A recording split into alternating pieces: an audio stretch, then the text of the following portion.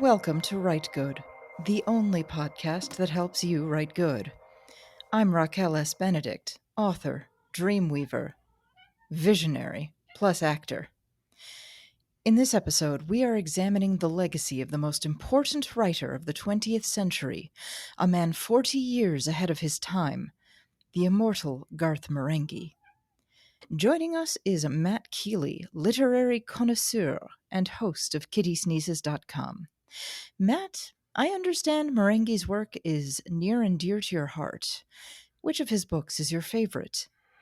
Oh god, I mean, there's so many to choose from. I know in the past, there were I think 428, I believe, and I mean that was a few years ago, so who even knows by this point? But for me, I think I would have to go with Afterbirth.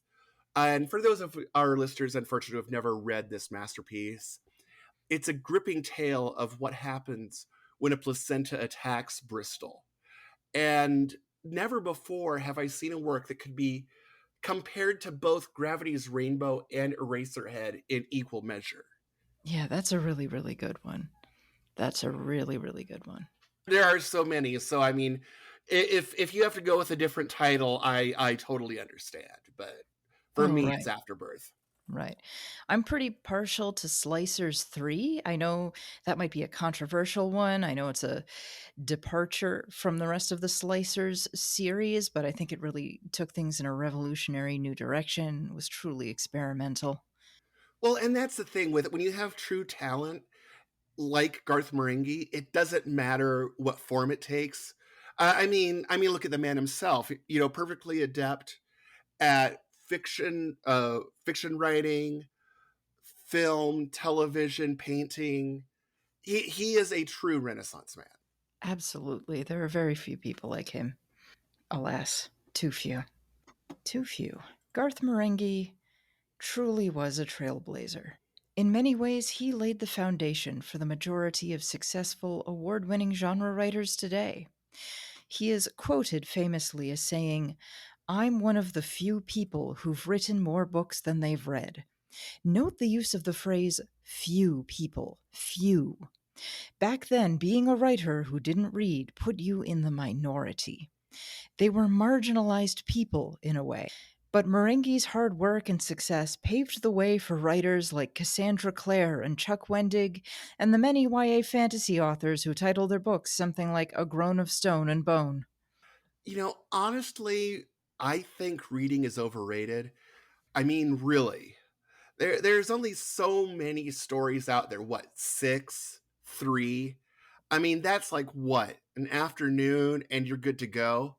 And besides, who needs to know how a story works? I mean, you know, I watch a movie, I go, hey, that's a story. How's it work? Like that. I mean, though, honestly, I'm a really busy guy and I know I'm not alone here.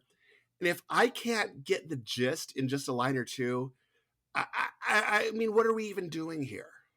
Right, right. I mean, do you really need to read a book to understand it? It's perfectly valid to just read an out of context excerpt posted on a social media site somewhere, and based on that short excerpt without context, declare the author a dangerous, harmful abuser to the community and demand that they apologize and remove their book. It's fine. And And fortunately, most Hugo winning authors do that now. It's good. yeah, and it really, I mean, it's a quick and easy way to separate the wheat from the chaff. You know, I Yeah. mean, who needs the headache of reading something offensive or upsetting? when someone else has already done that. So just let them do all the heavy lifting, all the hard work, and just, Yeah, just vibe. vibe. Exactly. Yeah. In the bad old days, things were a lot harder. Publishers would expect you, the writer, to hook the reader in the first sentence. The reader had to be hooked in the first sentence. Now it's a lot easier for readers. Now, basically, if I can't understand an entire novel within one out of context sentence, I feel very comfortable sending death threats to the author and getting them fired from their day job. It's a good system. If they didn't want death threats, they should have thought about what they were writing. Yeah, exactly. Seriously. It's just, Talk shit, get hit. yeah, yeah. I'm sorry. It's called consequences. Play stupid games, win stupid prizes. Anyway. Exactly. But anyway, speaking of communities, let's talk a little bit about diversity. Marenghi's work had diverse casts with positive representation of marginalized people long before that was standard in entertainment. His magnum opus, the proto prestige drama Darkplace, featured a black man in a position of authority, a Hispanic martial artist, Dr. Lucian Sanchez, a Bermudan medical intern, and a strong female character in Dr. Liz Asher, a psychic physician who graduated from Harvard College Yale, where she aced every semester, and she got an A. And during the regressive Margaret Thatcher administration, Garth Marenghi was one of very few mainstream artists willing to plea for tolerance for the Scottish. Oh God, Scottish Miss just gets me right there.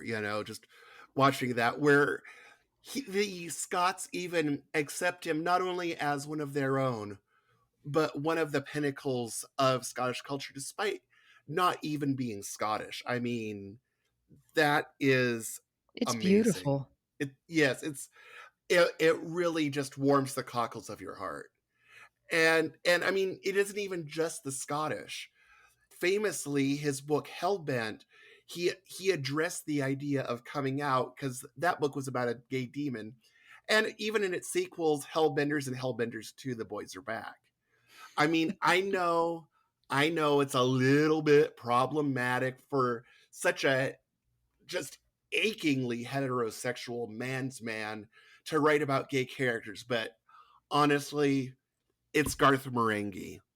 We all know that he is talented enough to pull it off. And I mean, honestly, I think as an outsider to the community, I think that gives him extra insight that only an outsider can pull off. Absolutely. And for far too long, we've had so many cultural works, songs especially about love, but only one about the boys being back in town. And in Hellbenders 2, Garth Marenghi gave us a second work about the boys being back in town, presumably. Exactly. I mean, and again, that's just, you know, his love of jumping media. I mean, I wouldn't be surprised if somewhere in Marenghi's archive, which hopefully it will be open to the public one day, I can only hope. Oh, I yeah. would imagine he's got at least one concept album about his work, probably even Hellbenders too. I mean, that if I were to think of all of his works, that one is the one that seems to most lend itself to the rock opera, really. Absolutely. Now, let's talk about Marenghi's very unique style. Marenghi was a pioneer of what Wesley Osum termed novelization style, that is, novels written by and for screen adaptation, novels free of the taint of influence of other books, novels that read like they were written as novelizations of Hollywood movies or TV shows. This is a wildly popular style in contemporary genre fiction. Jonathan Scalzi is a real champion of it. Any cultural knowledge Marenghi has, he clearly obtained purely by osmosis. For instance, his work often references Lovecraft, but it's very obvious that he has not read it. He has kept his mind pure. And he absolutely has not read any literary criticism about the themes of modern alienation so important to cosmic horror. If Marenghi were writing today, he would probably win a Hugo Award. And I'd just like to butt in here too and say that I think it's a great thing that he didn't read any of that hateful racist's work. I mean, there Absolutely. obviously there's nothing that can be gleaned from it because that guy was He was bad. yeah, such an awful, awful human being. So just ugh, Yeah. who needs it?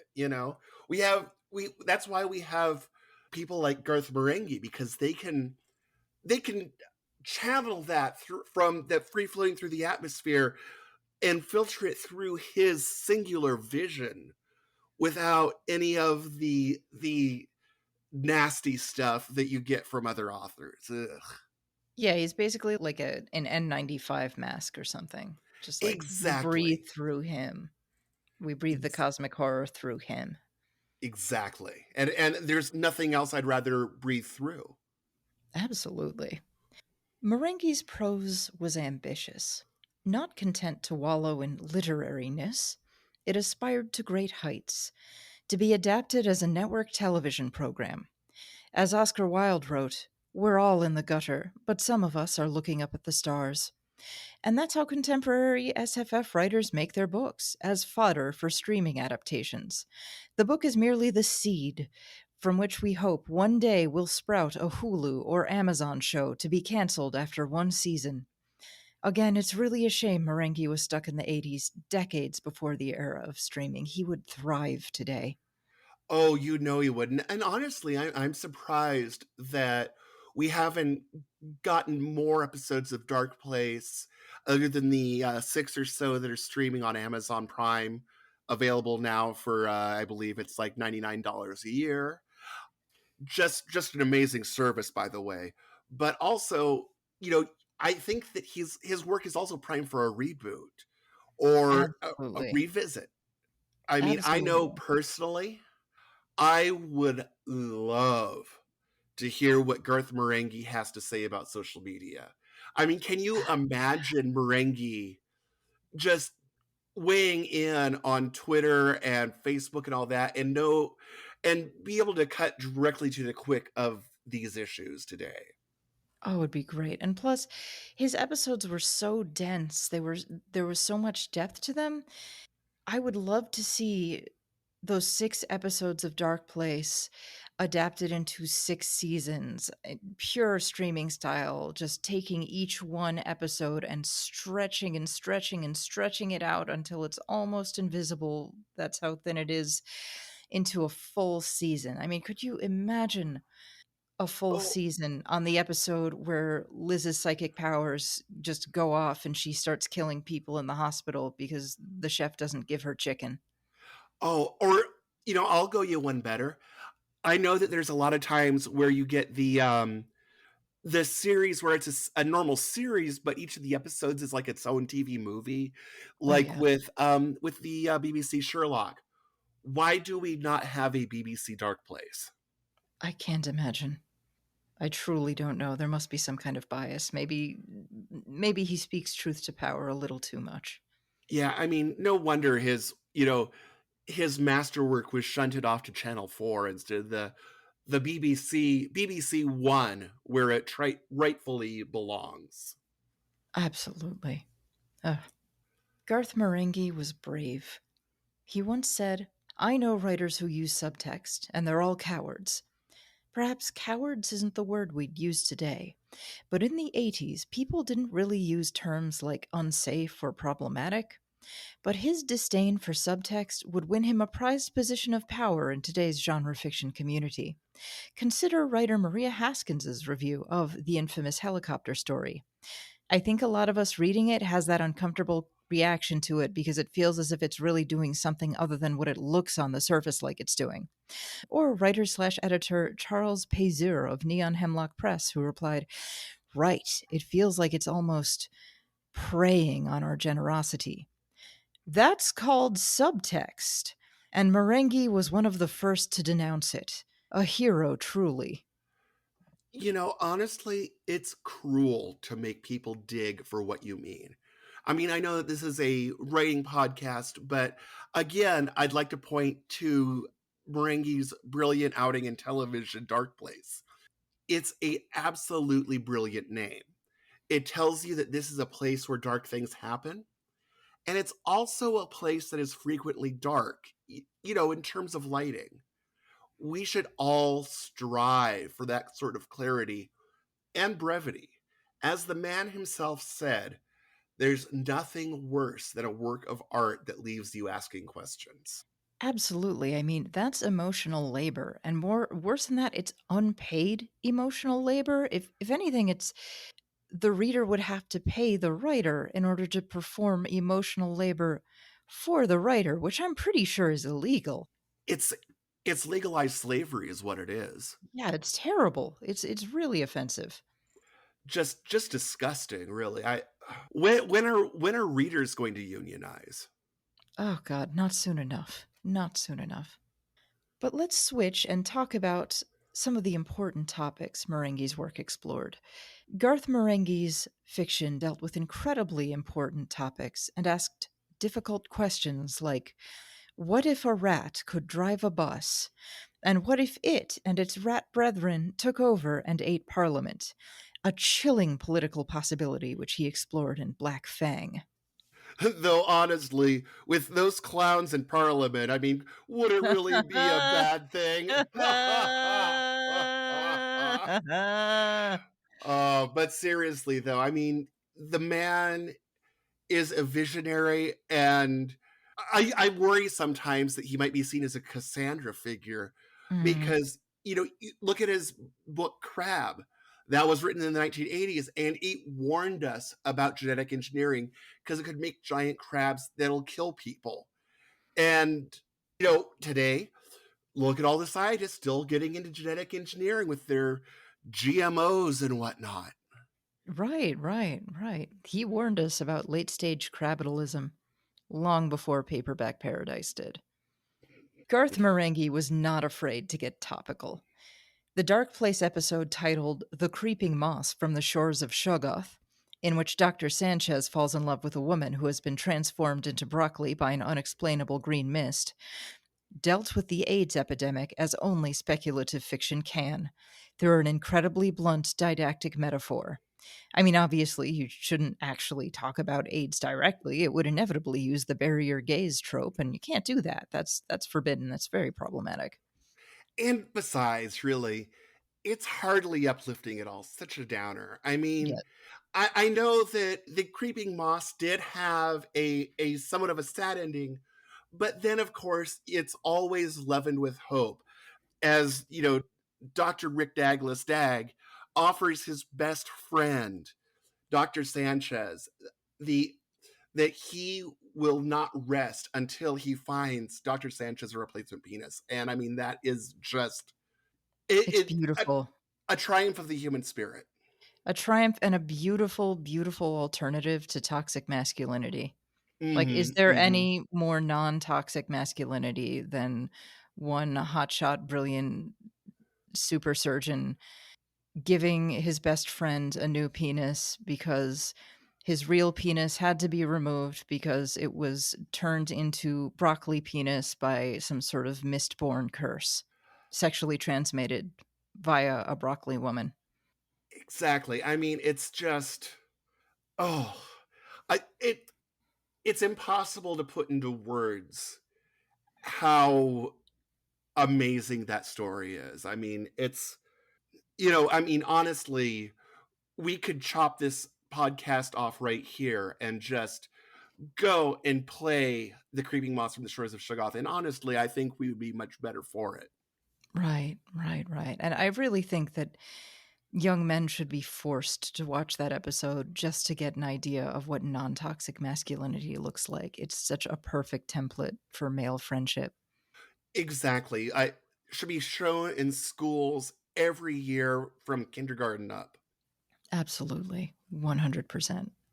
Now, Marenghi dealt with social issues, but he wasn't afraid to tackle personal issues either.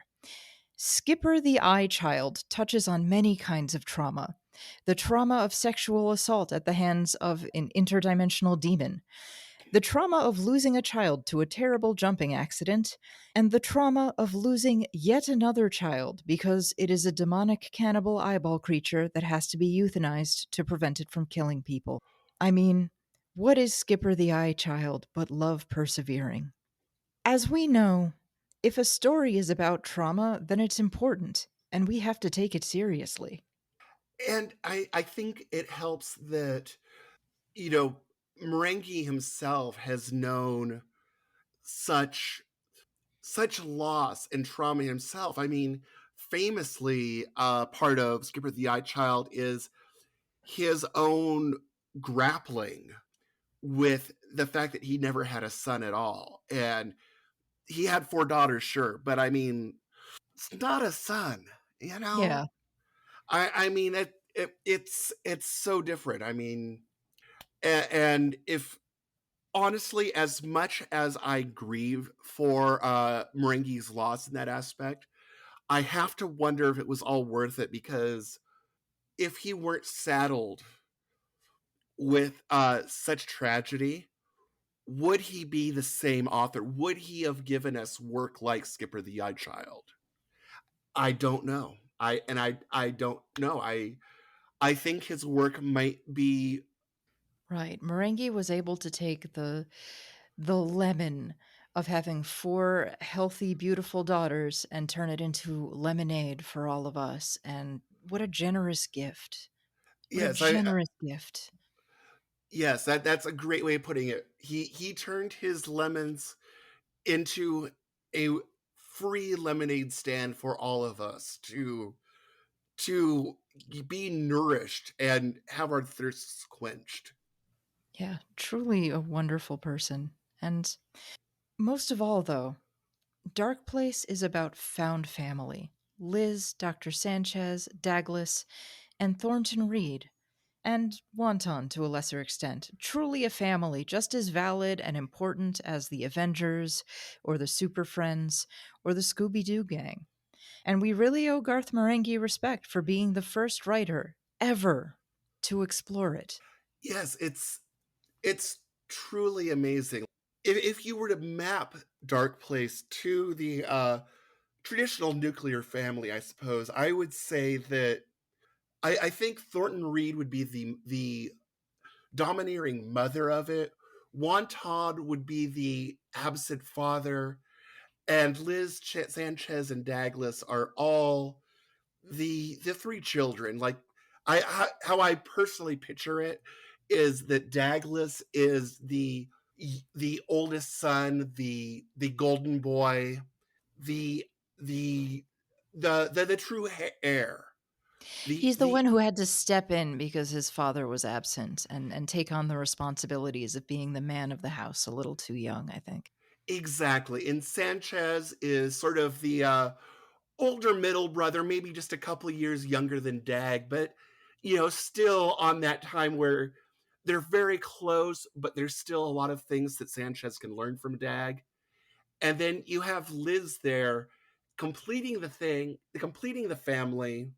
as the young daughter who was born maybe a decade after the result of an unplanned pregnancy that they decided to just let go because, why not? Yeah. Well, there's so much to say about Garth Marenghi. But alas, our time has reached its end. Matt, thank you so much for joining me on this important, completely sincere, very serious episode. Oh, thank you for having me. It's been an honor to speak about one of the certainly the greatest writer of my time. Absolutely. And to the rest of you, thank you for listening. If you like what you heard, head to patreon.com/writegood and subscribe. Until next time, keep writing good. This has been Rite Good with Raquel S. Benedict. Hosted by Raquel S. Benedict and produced by Matt Keeley for KS Media LLC. Theme song by Surgeryhead. This has been a Kittysneezes production. For comments and concerns, please write to us at writegud@kittysneezes.com. That is RITEGUD @kittysneezes.com. If you'd like to support us, please visit our Patreon at patreon.com/ritegud. Kittysneezes.com in color.